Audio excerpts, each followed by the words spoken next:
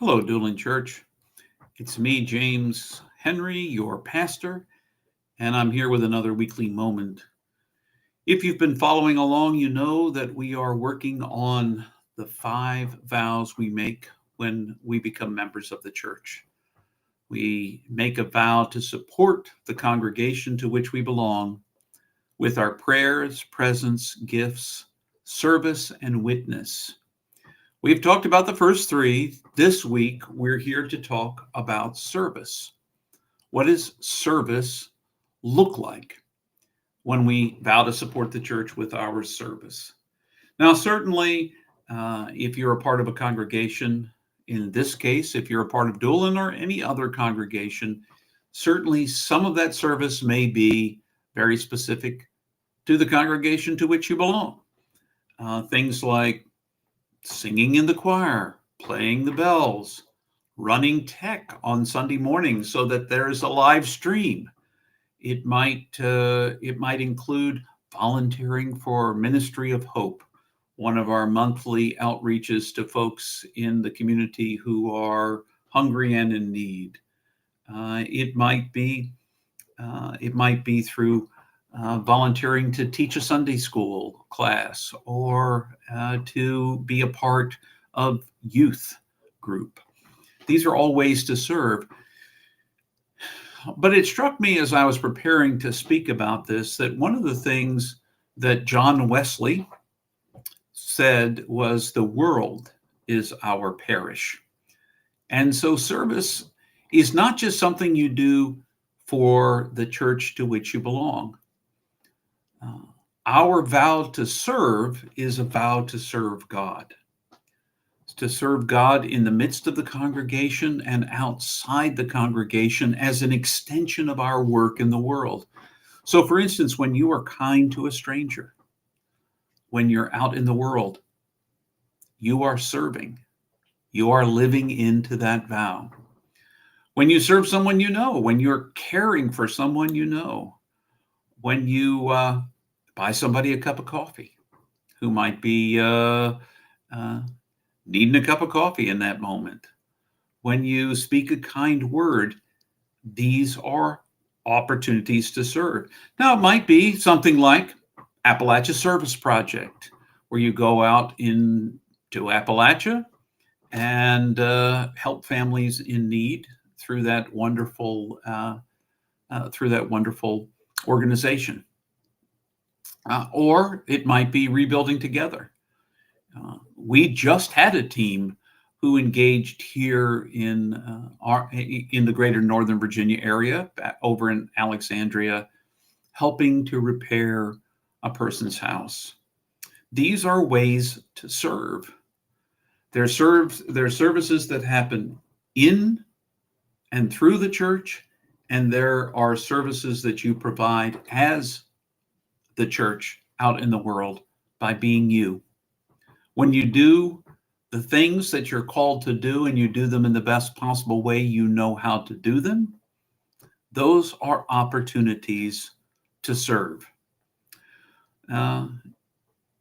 So I want you to take a moment to just step back for yourself and think, where are the places that I provide service in the world?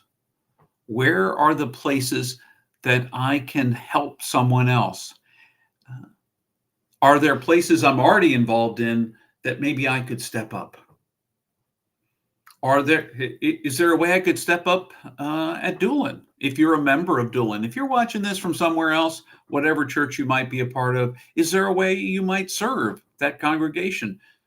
Do you sing, and do you want to sing as a part of the choir? You know, if you sing in the congregation, even if you don't join the choir, if you serve as a person in the congregation singing with joy and gusto, that's a service to us all. Maybe you want to volunteer to help lead worship on a given Sunday or any of those things. There are ways you can engage that are in the church. But then look in other places that you find yourself.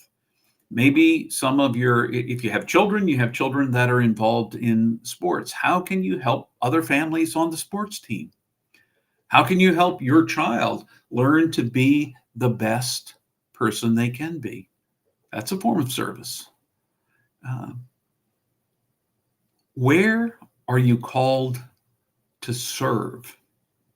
Service is always about trying to do something with another that helps them further their lives. So, what are some places where you might more fully serve that you aren't already serving? Or some places where you already serve where maybe you might want to step up your game, so to speak? If the world is our parish, there is no place that you can't serve. In the office, now I'm not talking about so often we think about when we think about service of some kind, we think that we have to stand up on our desktop and say things, celebrate our faith and the like, preach a good sermon from our desktop. That might likely get some of you fired, uh, even though there's freedom of speech. But there are ways that you can be kind and serve, the other people you work with in a way that will impact them. You can make a difference right where you are. I've come to realize that we keep thinking faith is something that calls us to be extraordinary. And maybe it does. And maybe there are moments when I am extraordinary. But the truth is, even when we're being our most ordinary selves, when we're showing up for somebody else and really showing up, being there, when we are showing up for somebody else and offering the service of who we are, when we are serving those who are in need in our community, when we are serving the wider world, when we are providing care for those who might not be able to care for themselves. These are opportunities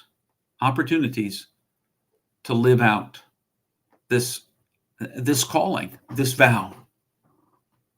You might not remember when I was growing up, it was the last vow: prayers, presence, gifts, service. Now we've added witness. We'll talk about that next week.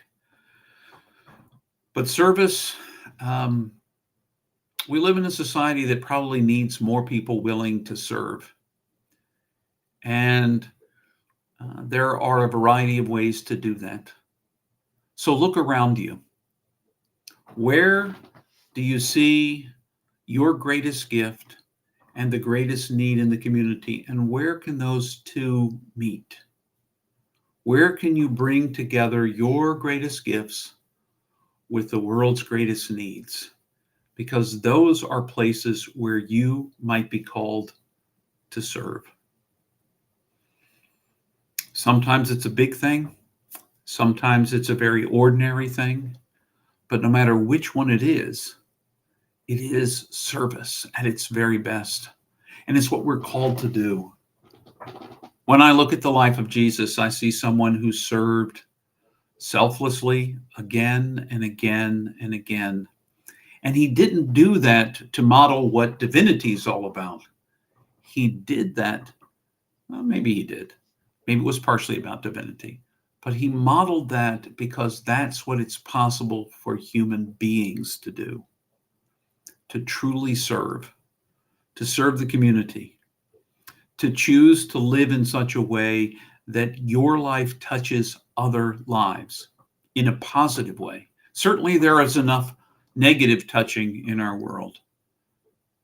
We are called, and we have made a vow that we will serve the world, that we will serve the church, but most importantly, that we will serve God.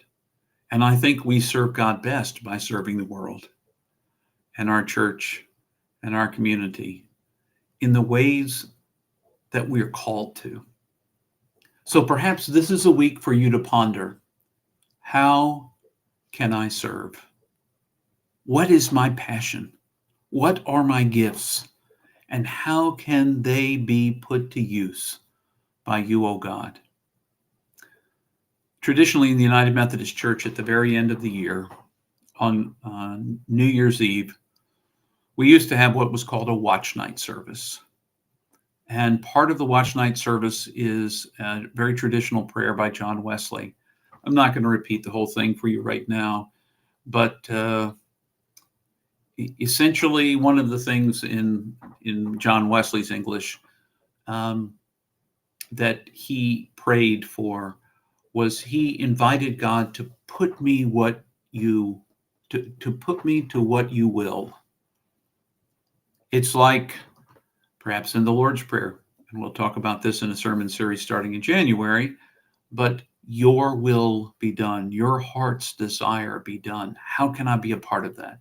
So look around you and see where God is doing something, where you have a passion for and the gifts for and the opportunity to change the world in little ways wherever you are. That's what I think service is all about. Yes, serve the church. Most importantly, serve God and the community and the world in which you live. Remember that and keep that in mind. Until our next time together, remember that you are precious. You are a gift.